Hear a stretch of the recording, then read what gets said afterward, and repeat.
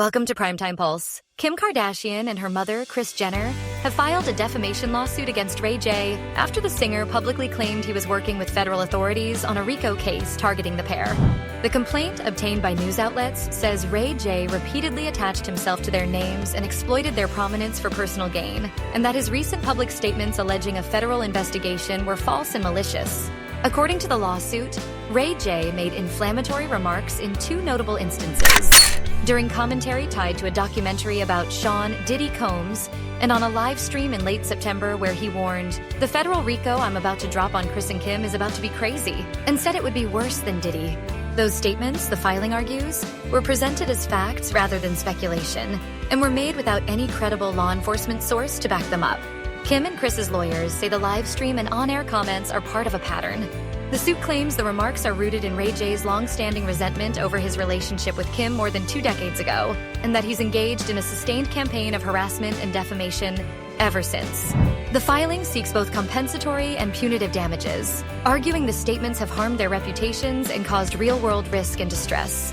From Ray J's perspective, he's repeatedly used public platforms to amplify allegations about the Kardashians, sometimes framing them as if he had inside knowledge about federal probes or racketeering. The Racketeer Influenced and Corrupt Organizations Act, RICO, is a serious federal statute most often associated with prosecuting organized crime and large-scale conspiracies. So invoking it on a live stream carries weight and can lend an air of credibility to otherwise unverified claims.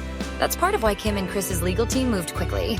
The lawsuit also highlights the dynamics that make celebrity feuds combustible in the social media era. When someone with a platform says federal authorities are involved, rumor can accelerate into headlines within hours. For public figures like Kim and Kris, whose businesses span fashion, beauty, and entertainment, the reputational stakes are high. Their attorneys, led by a high-profile litigator, framed the complaint as an attempt to stop a reckless disregard for the truth. Of course, this is also a story about history and grievance. Ray J's relationship with Kim and the surrounding controversies have been public for years, and the lawsuit points to that context as motive. But motive and past grievances aren't the same as proof. That's the legal line at play. Defamatory statements must be false, harmful, and made without proper basis. The Kardashians' complaint asserts all three. As of now, representatives for Ray J have not publicly refuted the filing with a full legal response in the press. In cases like this, the next steps usually involve formal service of the complaint, then an answer from the defendant's counsel that may deny the allegations, seek dismissal, or push the case into discovery, a phase where both sides can subpoena documents, deposit testimony, and test the factual bones of the claims. That process can take months, and many high-profile defamation suits end in settlement rather than trial.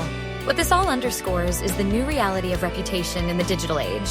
Live streams, viral clips, and hot takes can have legal consequences when they make serious factual allegations. For Kim Kardashian and Kris Jenner, the move to sue is both a defensive legal step and a public signal that they won't let unsubstantiated claims stand unchallenged. For Ray J, the suit raises the possibility of a costly legal fight and public scrutiny of his statements. We'll keep following this case as filings and official responses are entered into the public record. For now, the headlines are clear. Kim and Kris have taken legal action, accusing Ray J of a pattern of defamatory behavior tied to sensational claims about federal racketeering investigations.